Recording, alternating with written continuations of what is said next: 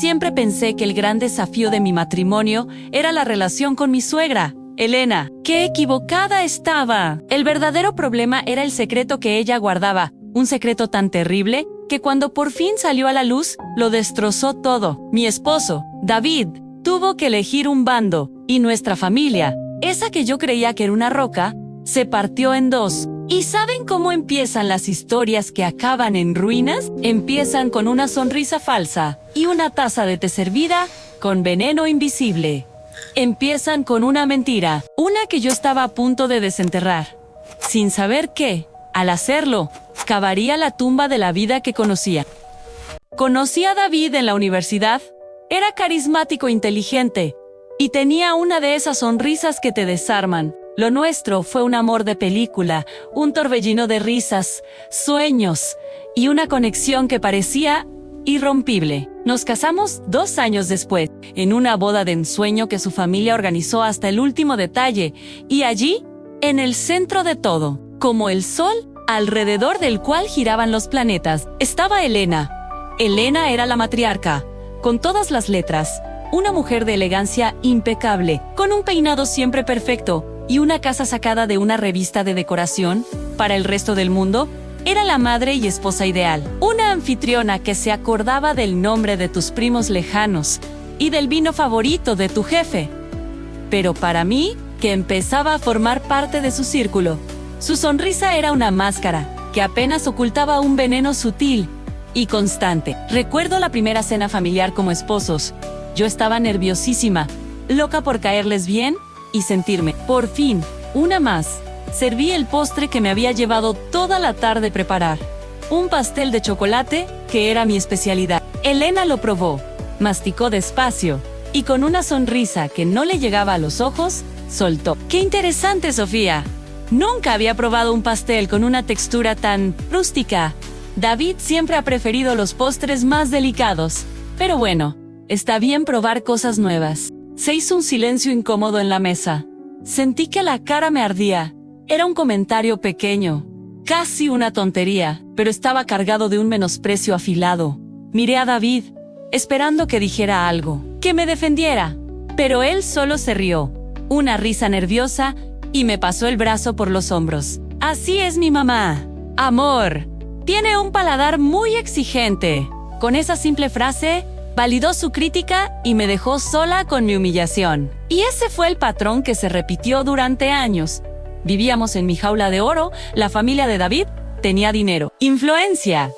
Llevábamos una vida cómoda, llena de lujos que yo jamás había conocido. Pero esa comodidad tenía un precio. La vigilancia y el juicio constantes de Elena. Cada decisión, desde el color de las cortinas hasta mi elección de seguir trabajando a tiempo parcial, era analizada y criticada. No gritaba, no era abiertamente hostil. Su método era mucho más retorcido. Era el arte de la sugerencia, de la pregunta envenenada. ¿No te preocupa que tu carrera te distraiga de tus verdaderas responsabilidades en casa?, me dijo una vez. Oh, ese vestido es muy moderno, Sofía, a tu edad. Una debería optar por la elegancia, no por la tendencia. Cada comentario era como un pinchazo de aguja, un recordatorio de que, para ella, yo nunca sería suficiente. Era una intrusa en su mundo perfecto.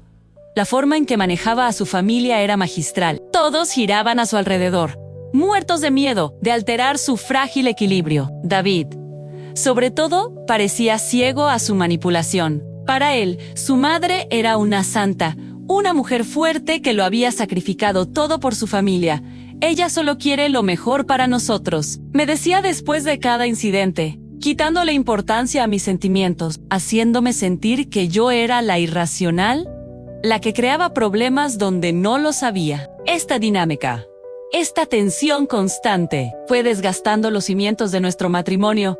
Discutíamos más, casi siempre por ella. Yo me sentía cada vez más sola, atrapada en una lealtad dividida que ni siquiera era mía.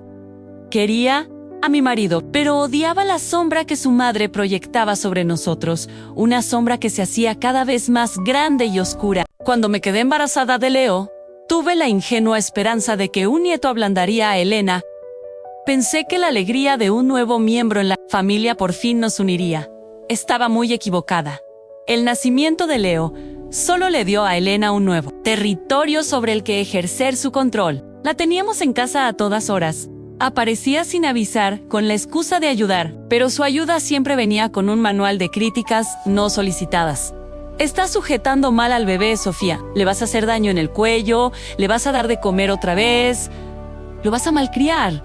La casa está un poco desordenada, ¿no? Un entorno caótico afecta al desarrollo del niño. Le compraba ropa a Leo que yo no había pedido, juguetes que no eran para su edad, e incluso intentó contratar a una niñera a mis espaldas porque, según ella, yo claramente no podía con todo. Pero lo que más me dolía era cómo hablaba de él. Nunca era tu hijo o el bebé de David y Sofía. Siempre era mi niño, mi heredero. Lo reclamaba como suyo, como si yo solo hubiera sido la incubadora. El padre de David, Ricardo, era como un fantasma en medio de todo este drama. Un hombre callado de mirada cansada, que orbitaba alrededor de Elena como un satélite silencioso. Siempre me pareció un buen hombre, pero débil, completamente eclipsado por la personalidad arrolladora de su mujer. A veces, cuando Elena me lanzaba uno de sus dardos, yo veía un destello de tristeza en los ojos de Ricardo, pero nunca decía nada. Su silencio era una forma de complicidad. Una noche, después de un día agotador, en el que Elena había reorganizado la habitación de Leo, mientras yo me duchaba, estallé. Le rogué a David que pusiera límites. David, por favor, no puedo más. Siento que me ahogo. Esta es nuestra casa, nuestro hijo. Ella no puede llegar y tomar el control de todo. Su reacción fue la de siempre, pero con más fuerza. Estás exagerando, Sofía. Mi madre solo quiere ayudar. ¿Por qué siempre ves lo peor en ella? ¿Así le agradeces todo lo que ha hecho por nosotros? A veces, creo que eres demasiado sensible. La palabra sensible me cayó como una bofetada. No era sensible, me estaban borrando de mi propia vida. En ese momento, vi con una claridad aterradora la alianza invisible que lo ataba a su madre. No era algo que él eligiera, era más profundo. El resultado de toda una vida de condicionamiento, en cualquier conflicto entre su madre y yo, su instinto siempre sería protegerla a ella. Me di cuenta de que no luchaba contra mi suegra, sino contra la historia entera de mi marido, y era una batalla que estaba perdiendo. La calma se rompió de la forma más trágica. Ricardo, el silencioso padre de David, murió de un infarto. Una mañana de martes, la noticia nos destrozó a pesar de su pasividad. Ricardo era un pilar en esa familia. Su ausencia desestabilizó todo Elena. Como era The Esperer, interpretó su papel de viuda afligida a la perfección. Recibía a la gente con una dignidad increíble, vestida de un luto impecable, una imagen de dolor contenido que provocaba la admiración de todos. Pero en privado, cuando creía que nadie la veía, su cara era una máscara de pánico y ansiedad que yo nunca le había visto. Unas semanas después del funeral, Elena me pidió que la ayudara a organizar las cosas de Ricardo. «Hay demasiado, Sofía, y no tengo fuerzas para hacerlo sola», dijo, con una voz temblorosa que no sonaba del todo real. Me encargó la peor tarea: el desván, un lugar polvoriento y olvidado, lleno de cajas. Pasé horas allí arriba, sudando y estornudando, revisando papeles viejos. En un rincón, cubierto por una lona, había un viejo escritorio de caoba. Estaba cerrado con llave, pero un cajón de abajo estaba un poco abierto. Al limpiarlo, algo se atascó. Metí la mano y saqué un pequeño diario encuadernado en cuero. No era de Ricardo. La letra en la primera página era elegante, femenina, inconfundible. Lo abrí y el corazón me dio un vuelco. Era la letra de una joven Elena. Un escalofrío me recorrió la espalda. Sé que estaba mal, que era una invasión de su privacidad de las peores, pero una fuerza más poderosa que mi propia conciencia me empujó. Miré hacia la puerta escuchando el silencio de la casa con las manos temblando. Escondí el diario en mi bolso. Sentí una punzada de culpa, pero también una extraña sensación de justificación. Durante años me habían hecho sentir como una extraña. Quizás ese pequeño libro contenía la razón. Lo que no sabía era que lo que estaba a punto de leer haría estallar la mentira sobre la que se había construido toda su familia. Esa noche esperé a que David y Leo se durmieran el silencio en casa. Era agobiante, con el corazón a 1000 por hora. Me senté en la cocina, y abrí el diario. Las páginas amarillentas olían a tiempo y a secretos. La joven Elena de esas páginas era una desconocida. No era la mujer fría y controladora que yo conocía, sino una chica apasionada, rebelde y llena de sueños. Y en el centro de su mundo no estaba Ricardo, sino un hombre llamado Javier. El diario describía su historia de amor con un detalle desgarrador, un romance prohibido, clandestino y intenso. Javier era un artista de familia humilde, alguien que los padres de Elena nunca habrían aprobado. Se veían en secreto, se escribían cartas apasionadas y planeaban escaparse juntos. Página tras página, sentí la intensidad de su amor y, por un momento, sentí compasión por la mujer que mi suegra había sido. Y entonces, llegué a la página que lo cambió todo. Estoy embarazada. Javier y yo vamos a tener un bebé. Estoy aterrorizada, pero también siento una extraña alegría. Este niño es el fruto de nuestro amor. Seguí leyendo, conteniendo la respiración. Sus padres descubrieron el embarazo. La reacción fue brutal, la encerraron. Le prohibieron ver a Javier y la llamaron una deshonra. El diario se llenó de desesperación. La obligaron a irse a otra ciudad para ocultar el embarazo. La última parte era casi ilegible.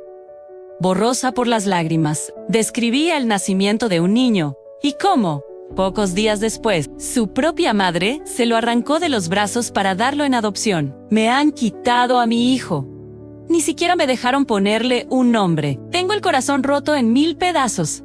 Javier nunca lo sabrá. Me han dicho que si intento contactarlo, se asegurarán de que su vida sea un infierno. Hoy, he perdido a mi hijo y al amor de mi vida. No me queda nada. La última entrada fue escrita meses después. El tono era frío, sin emoción. Hoy he conocido a Ricardo. Es un buen hombre, de una familia respetable. Mis padres están encantados. Dicen que es mi oportunidad de empezar de nuevo. Pero, ¿cómo se olvida una parte de tu alma? Cerré el diario. Estaba mareada. De repente, todo tenía sentido. La necesidad de control de Elena, su obsesión por la perfección, su incapacidad para mostrar afecto genuino. Todo era una fachada, un castillo construido sobre la arena movediza de una pérdida inimaginable. El secreto no era solo una aventura, era un hijo perdido, un amor arrancado de raíz. Y yo era la única que lo sabía. Saber el secreto me cambió. Me convertí en una detective en mi propia familia. Cada gesto de Elena tenía un nuevo significado. Su obsesión por David ya no era solo posesividad, era un intento desesperado de aferrarse al hijo que sí pudo tener, una sobrecompensación por el que le quitaron. Empecé a notar cosas que antes pasaba por alto. Elena recibía llamadas a horas extrañas, susurrando encerrada en su estudio. Si le preguntaba, siempre daba respuestas vagas. También vi movimientos de dinero extraños. Un día, vi varias transferencias recurrentes a una cuenta desconocida. Eran sumas importantes. Cuando le pregunté, me arrebató los papeles de las manos. Son inversiones privadas, Sofía. No es asunto tuyo. La sospecha se volvió una obsesión. No podía confrontarla directamente. Necesitaba pruebas. Y sabía que no podía decírselo a David. Él la idolatraba. Acusarla de algo así sin pruebas sería el suicidio de mi matrimonio. Intenté tantear el terreno. Una noche, viendo un álbum de fotos, le pregunté, David, ¿tu mamá alguna vez habló de su vida antes de papá? Me miró como si estuviera loca. Claro que no. Mi padre fue el único hombre de su vida. Fin de la historia. Su certeza me heló la sangre. Él no sabía nada. Vivía en un castillo de naipes. Mi relación con David se volvió más tensa. Yo estaba distante. Él lo notaba. ¿Qué te pasa últimamente, Sofía? Estás como a kilómetros de distancia. Yo solo podía culpar al estrés. Me sentía increíblemente sola, cargando una verdad que podía destruirlos a todos. Pasaron las semanas y me sentía atrapada. La respuesta, irónicamente, llegó a través de la tecnología que Elena tanto despreciaba. Una noche, sin poder dormir, me senté con el ordenador, con los datos del diario. Empecé a buscar en foros de genealogía. Era como buscar una aguja en un pajar. Y entonces lo encontré, un post de hacía 2 años en un foro para personas que buscaban a sus padres biológicos. Un hombre llamado Marcos Buscaba a su madre. Había sido adoptado en la misma ciudad y en la misma fecha que ponía en el diario. Describía cómo su madre biológica era una joven de familia adinerada, obligada a renunciar a él. Busqué a Marcos en redes sociales. Encontré un perfil público. Tenía 40 y tantos, una sonrisa amable y unos ojos que yo conocía. Eran los ojos de David. La misma forma, el mismo color. La semejanza era innegable. Pero lo que descubrí después fue peor. Seguí mirando sus fotos y entonces vi una que me dejó sin aliento. Marcos estaba de pie frente a una pequeña casa de campo.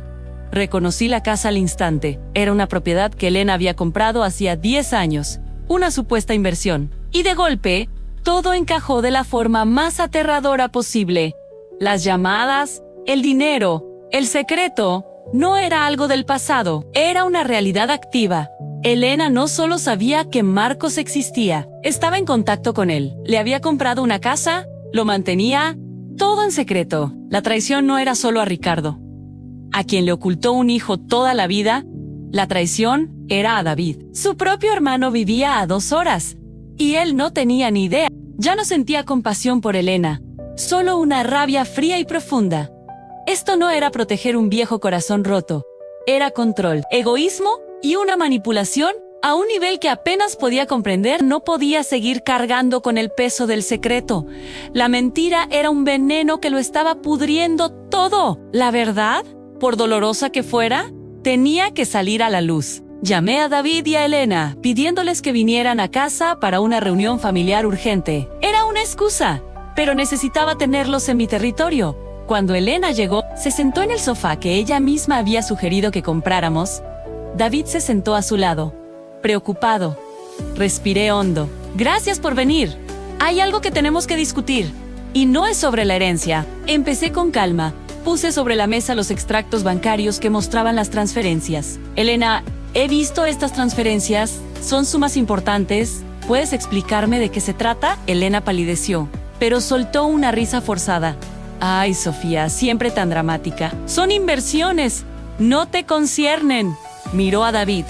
Tu esposa tiene demasiada imaginación, querido. David me miró, irritado. Sofía, ¿qué es todo esto? Mamá ya te dijo que son sus negocios. Era el momento. Saqué mi teléfono y lo puse sobre la mesa, con la foto de Marcos frente a la casa. Entonces, ¿Marcos es una de tus inversiones? Pregunté. El silencio fue absoluto. David miró la foto. ¿Quién es? Conozco esa casa. Es la propiedad de mamá. Elena se quedó paralizada. Por primera vez, vi su máscara resquebrajarse. Y entonces, jugué mi última carta, saqué el diario de cuero y lo coloqué sobre la mesa. El sonido del diario al golpear la madera fue como un disparo. Elena ahogó un sollozo, un sonido animal, de verdadero pánico. Su fachada de acero se derritió. David miró el diario, luego a su madre, y de nuevo a la foto del hombre que tanto se parecía a él. La confusión en su rostro se transformó en una lenta y horrible comprensión. Mamá, ¿qué es esto? ¿Qué es esto? Elena rompió a llorar. Sollozos desgarradores, convulsivos, entre jadeos. La verdad salió a borbotones. ¿Javier? ¿El embarazo? ¿La adopción forzada? Y luego, la parte más dolorosa, había encontrado a Marcos hacía más de 10 años. El miedo a perderlo todo la llevó a mantenerlo en secreto. Le compró la casa, le enviaba dinero, lo veía a escondidas, viviendo una doble vida. David estaba catatónico. Su vida entera era una farsa. La mujer que había idolatrado le había mentido cada día. Le había negado un hermano. Elena se arrastró de rodillas hacia él. David, perdóname, suplicaba. Hice lo que tenía que hacer para proteger a esta familia. Proteger a la familia, la ironía era tan amarga que casi me hizo reír. Protegió su mentira, no a su familia. Me levanté y miré a mi esposo. David, dije, mi voz firme, tienes que tomar una decisión. No puedes seguir viviendo en esta red de mentiras y estar conmigo y con Leo. Es tu madre y su mundo de secretos. O somos nosotros. Y la verdad, le estaba pidiendo lo imposible en elegir entre su origen y su futuro. David levantó la cabeza, con los ojos rojos de agonía. Miró a su madre, que sollozaba a sus pies. Luego me miró a mí. Y en ese momento, su vida entera de condicionamiento se apoderó de él. Y en esa duda, lo vi todo. No es que no me quisiera. Es que sencillamente no podía. El vínculo con su madre, forjado durante toda una vida, era más fuerte. Sofía susurró: «Es mi madre. Mira cómo está, no puedo. No puedo darle la espalda ahora». No eligió el amor por ella, sino la incapacidad de romper el vínculo. Pero el resultado fue el mismo. En el momento de la verdad, no nos eligió a nosotros. Eligió la lealtad a la mujer que lo había engañado. El suelo finalmente se abrió bajo mis pies. Pero en lugar de caer, sentí una extraña calma. El dolor era inmenso, pero debajo había una claridad de acero. El matrimonio por el que había luchado ya no existía. Con una tranquilidad que me sorprendió, me di la vuelta y subí a empacar una maleta para mí y para Leo. David subió detrás de mí, suplicando: «Sofía, espera, dame tiempo. Podemos arreglar esto». Pero yo sabía que no. «Lo entiendo perfectamente, David», le dije, sin mirarlo. «Y por eso me voy». La separación fue un desastre. David intentó reconciliarse, pero cada vez que le pedía que se distanciara de su madre, retrocedía. Estaba atrapado entre dos mundos y, en su indecisión, lo perdió todo. La familia de Elena se fracturó. El descubrimiento de Marcos creó una división irreparable. La familia perfecta se había desintegrado. Hoy han pasado casi 2 años. Vivo con Leo en un pequeño apartamento. No tengo los lujos de antes. Pero por las mañanas, cuando el sol entra por la ventana y veo a mi hijo reír, sé que tomé la única decisión posible para salvarnos. Con mi hijo en brazos, he encontrado una paz que nunca tuve en esa casa de secretos. Perder a la familia que creía tener fue lo más doloroso que he vivido, pero me permitió construir una nueva, pequeña y honesta. Mi victoria no fue gritarle ni exponerla. Mi verdadera victoria fue construir mi propia felicidad lejos de su veneno. A veces, para salvarte, tienes que estar dispuesta a quemarlo todo. ¿Qué hubieran hecho ustedes en mi lugar? ¿Se puede perdonar una mentira de esa magnitud? ¿Creen que David merecía otra oportunidad? Dejen su opinión en los comentarios. Me encantaría leerlos. Y si les ha impactado esta historia, no olviden suscribirse y darle me gusta a este video para poder seguir compartiendo más relatos. Gracias por escuchar.